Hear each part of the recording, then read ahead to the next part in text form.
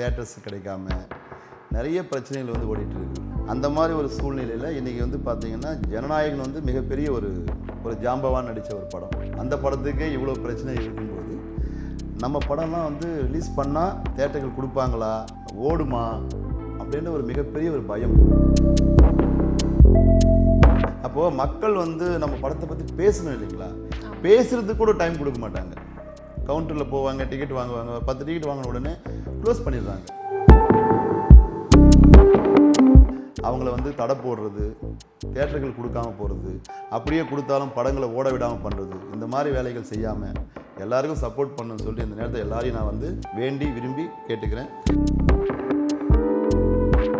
சின்ன படங்களை இந்த மாதிரி ரொம்ப கேவலப்படுத்தாமல் அசிங்கப்படுத்தாமல் மக்கள் மத்தியில் கொண்டு போய் சேர்க்க முடியும்.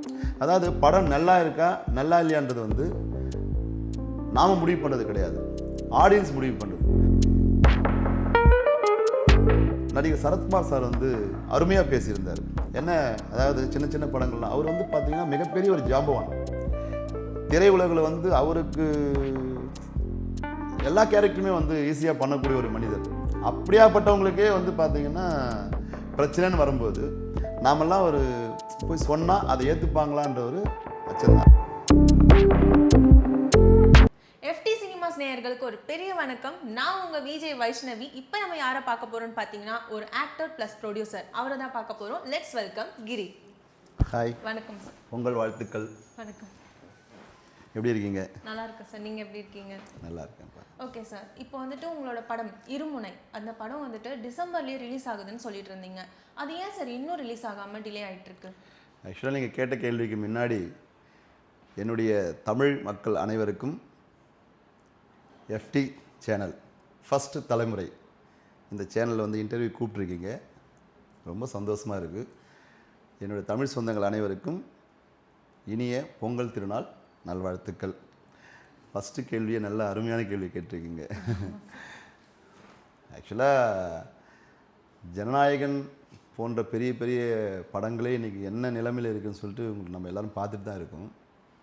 அப்படி இருக்கிற ஒரு சூழ்நிலையில் வந்துட்டு நம்ம படம் வந்து டிசம்பரில் வெளியாக வேண்டிய படம். அதுக்கு முன்னாடி நீங்கள் பார்த்தீங்க அப்படின்னு சொன்னால் மகேந்திரன் சார், KPY பாலா இவங்களாம் எப்படி வந்து சேனல் முன்னாடி நின்று புலம்புனாங்கன்றதும் நம்ம பார்த்துருக்கோம். தியேட்டர்ஸ் கிடைக்காம நிறைய பிரச்சனைகள் வந்து ஓடிட்டுருக்கு. அந்த மாதிரி ஒரு சூழ்நிலையில் இன்றைக்கி வந்து பார்த்திங்கன்னா ஜனநாயகன் வந்து மிகப்பெரிய ஒரு ஜாம்பவான் நடித்த ஒரு படம். அந்த படத்துக்கே இவ்வளோ பிரச்சனை இருக்கும்போது நம்ம படம்லாம் வந்து ரிலீஸ் பண்ணால் தியேட்டர்கள் கொடுப்பாங்களா, ஓடுமா அப்படின்ற ஒரு மிகப்பெரிய ஒரு பயம். அந்த பயத்திலே தான் வந்து பார்த்திங்கன்னா இது வரைக்கும் ரிலீஸ் பண்ணாங்க, எல்லாமே ரெடியாக இருக்குது, ரிலீஸ் பண்ண முடியாமல் யோசிச்சுட்டு இருக்க வேண்டியதாக இருக்குது. அதுதான் சார். இப்போ பார்த்தீங்கன்னா ஜனநாயகம்லாம் பார்த்தீங்கன்னா இப்போ ரொம்பவே பிரச்சனையில் இருக்குது. அப்படி இருக்கப்போ உங்கள் சின்ன படத்தெல்லாம் ரொம்பவே கன்சிடர் பண்ணுவாங்கன்னு நீங்கள் நினைக்கிறீங்களா?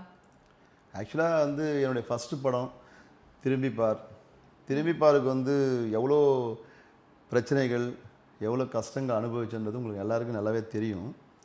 பட் இருந்தாலும் விடாமுயற்சி விஸ்வரூப வெற்றின்னு சொல்லுவாங்க. நாம் முயற்சி பண்ணிகிட்டே இருப்போம்.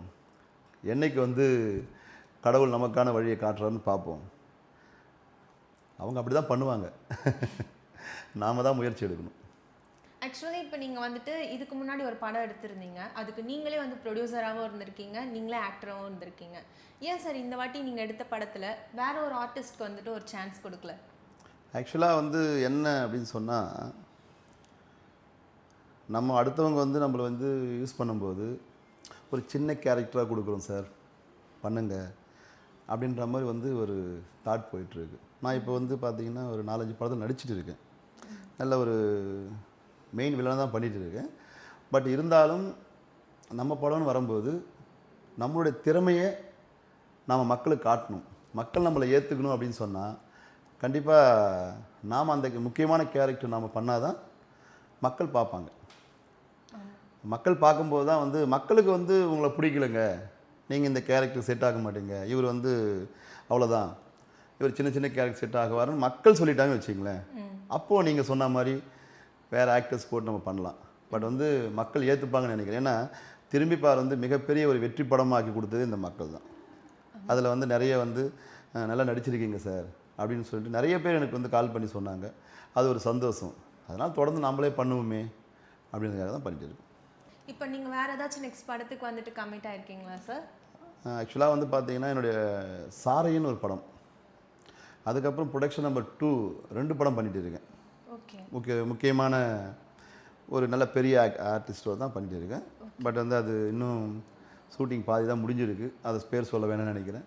ஆனால் சாரைன்னு ஒரு படம் முடிச்சாச்சு. ஓகே. அது ரிலீஸுக்காக வெயிட்டிங்கில் இருக்குது. அது எப்போ ரிலீஸ் ஆகும்னு நீங்க நினைக்கிறீங்க? இங்கே தான் உங்களுக்கு தெரியும் இல்லைங்களா, சின்ன சின்ன படங்கள்லாம் என்னென்ன பிரச்சனைகள் அனுபவிச்சுட்டு இருக்குன்னு சொல்லிட்டு. ஆல்ரெடி இப்போ இருக்கிறதே உங்களுக்கு இது பண்ணல. என்னுடைய படம் வந்து ஃபர்ஸ்ட் காப்பி எடுத்து வச்சு இன்னும் ரிலீஸ் பண்ணாமல் வெயிட் பண்ணிட்டு இருக்கும். Okay sir. ஆக்சுவலாக என்னென்னா, தேட்டர் கொடுத்தாலும் போஸ்டர் ஒட்டுறது கிடையாது. அப்படியே போஸ்டர் ஒட்டினாலும் நான் திரும்பி பாரில் வந்து ஒரு தேட்டருக்கு படம் பார்க்க போகிறேன். படம் பார்க்க போகும்போது இடைவேளை விடுறாங்க.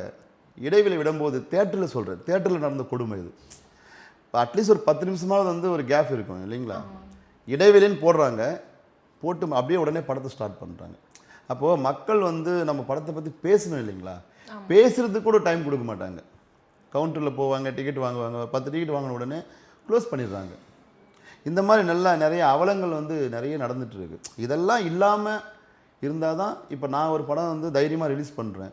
இப்போ அவங்களும் அதே மாதிரி ரிலீஸ் பண்ணணும் அப்படின்னு நம்ம எதிர்பார்க்குறது வந்து அது எந்த விதத்தில் சாத்தியம்னு தெரியல. அதனால் கூட ஒரு வேளை வந்து படம் ரிலீஸ் தள்ளி போகலாம்.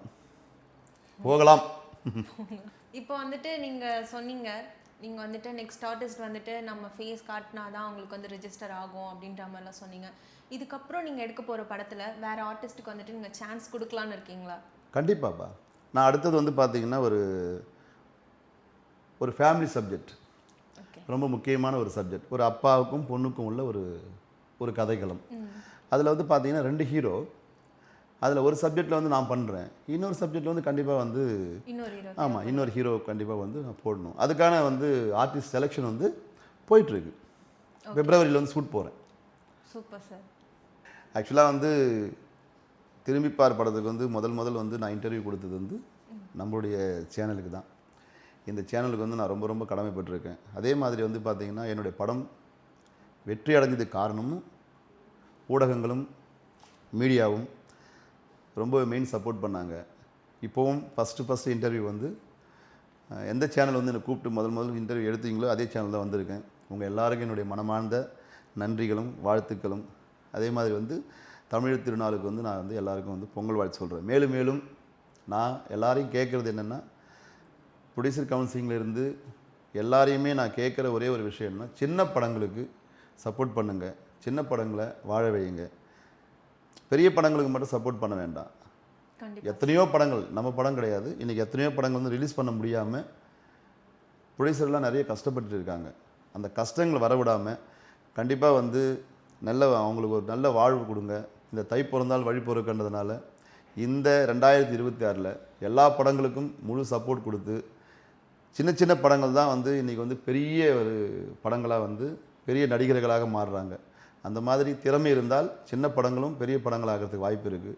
அந்த படங்களை தேட்டரில் விட்டால் மட்டும்தான் அது வெற்றியா தோல்வியான்னு தெரியும். விடாமலே அவங்கள வந்து தடை போடுறது, தேட்டர்கள் கொடுக்காம போகிறது, அப்படியே கொடுத்தாலும் படங்களை ஓட விடாமல் பண்ணுறது, இந்த மாதிரி வேலைகள் செய்யாமல் எல்லாருக்கும் சப்போர்ட் பண்ணணும்னு சொல்லிட்டு இந்த நேரத்தில் எல்லாரையும் நான் வந்து வேண்டி விரும்பி கேட்டுக்கிறேன்.